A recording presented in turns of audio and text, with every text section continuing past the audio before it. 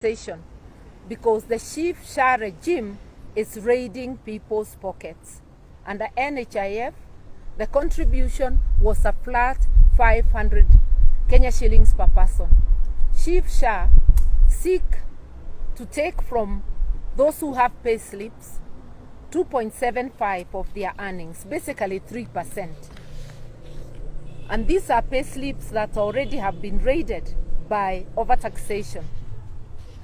This is to unite and liberate Kenya from the shackles of socio-economic injustice from a predatory ruling elite, who with impunity have diverted our republic from serving the people to serving themselves.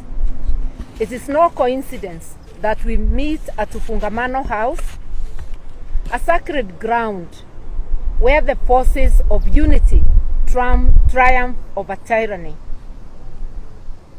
In the run-up to return to multi-party democracy, this was the home of the forces that came together to make that happen.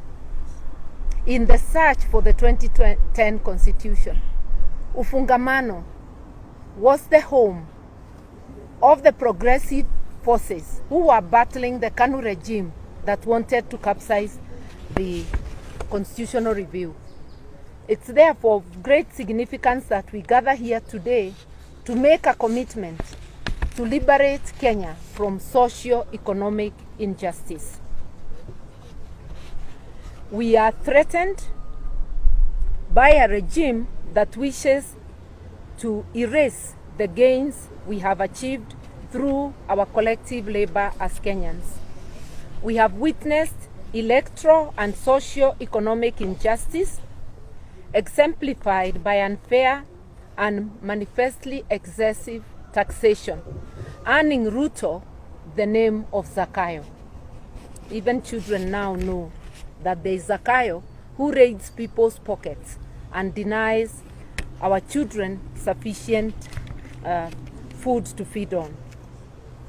We are also burdened by official corruption, pilferage and outright theft of our public resources, while neglecting the constitutional obligation of ensuring that the basic needs of our people are met. Article 43 of the Constitution is clear that the state shall ensure that all Kenyans are able to get basic needs. Those basic needs, we are now witnessing a reversal of the gains we had made. Our health system is on the brink of collapse due to inadequate funding, the chaotic dismantling of our working system, the NHIF, and forcing upon Kenyans the chief shaft, which we are not even able to understand what it means. And this is not only enhancing the taxation, because the Chief Shah regime is raiding people's pockets. Under NHIF, the contribution was a flat 500 Kenya shillings per person. Chief Shah seek to take from those who have pay slips 2.75 of their earnings, basically 3%. And these are pay slips that already have been raided by overtaxation. This is eroding access to quality health care. We have witnessed suffering, death, and impoverishment of families seeking to get their loved one to access health. Those who are unable suffer the consequences, which include death. Education sector is in chaos too. The transition to competency-based curriculum, CBC, has been so mismanaged, as well as the new university funding model. This is jeopardizing the education of our children and their future. Children from vulnerable families are at the greatest risk. Some may not complete university, while others may not get basic education. Every day we are greeted by the news of strikes, whether teachers or in the health sector.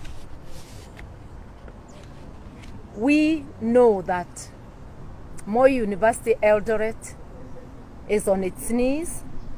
We do not know of a single learning institution, and especially the universities, that is not currently undergoing crisis caused by the chaotic manner in which the Ruto regime is managing the education sector.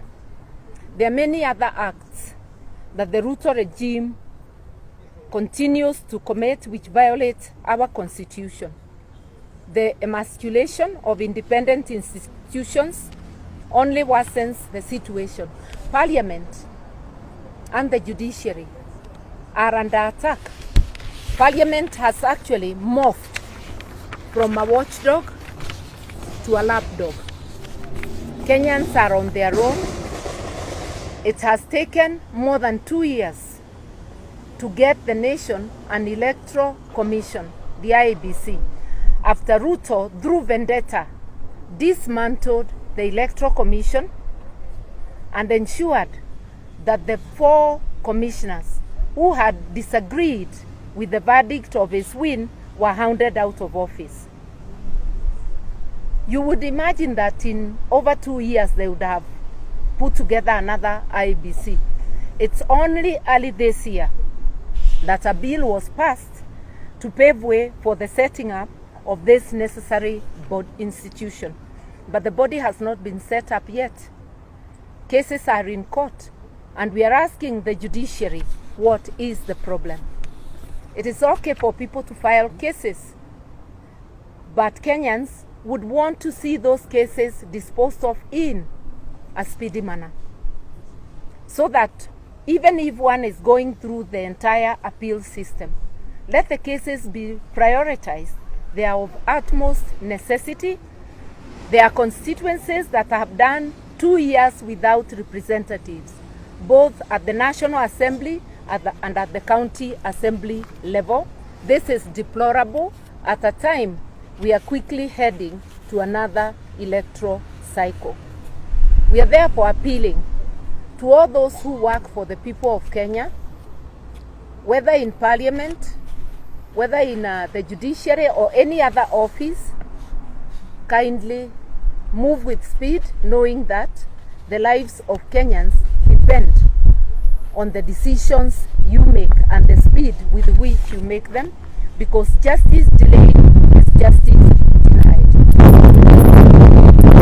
We salute those in the judiciary, especially the Court of Appeal, the High Court, and within the ranks of magistrates, those who have made decisions that have helped Kenyans to retain a modicum of integrity of their systems.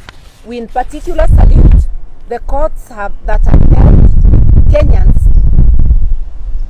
to remain with our main gateway, the Jomo Kenyatta International Airport.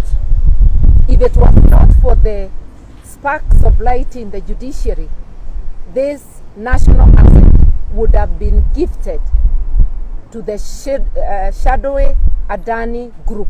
I call them shadowy because apart from America that has indicted them, they have integrity issues in many other jurisdictions. We have seen members of the Ruto administration, including Ruto himself, speaking for Adani, people who are on taxpayers' money, to advocate for Kenyans, advocating for a foreign entity. They now have egg on their face. We know they were advocating for corruption, for opaqueness.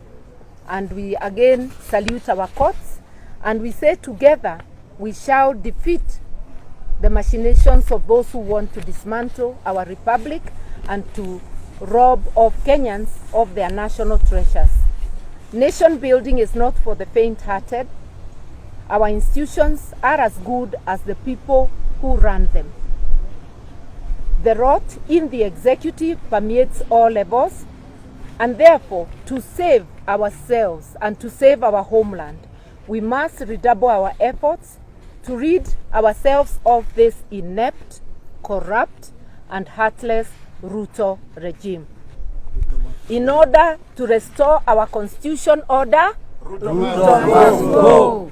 In order to build a functioning state that serves the interests of people rather than a handful of political elites and their cronies, Ruto must go. In order to restore access to quality health care for all, Ruto must go. To restore and enhance quality education for our children, Ruto must go. In order to strengthen our agriculture and agribusiness, and in order to feed ourselves, Ruto must go. In order to build a cohesive nation where every child, our youth, every woman and man have an opportunity to realize their full potential, Ruto must go. In order to release the full potential of our human and other resources, and to build a prosperous nation for all. Ruto must go.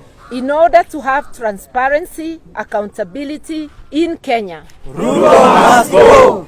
Indeed, because we know the DNA of the Ruto administration is lies, more lies, corruption, and extrajudicial executions. Yes. Kenya is ready and committed to mobilize, to unite Kenyans and work with all people of goodwill to liberate this country and to rid of the country one Sakayo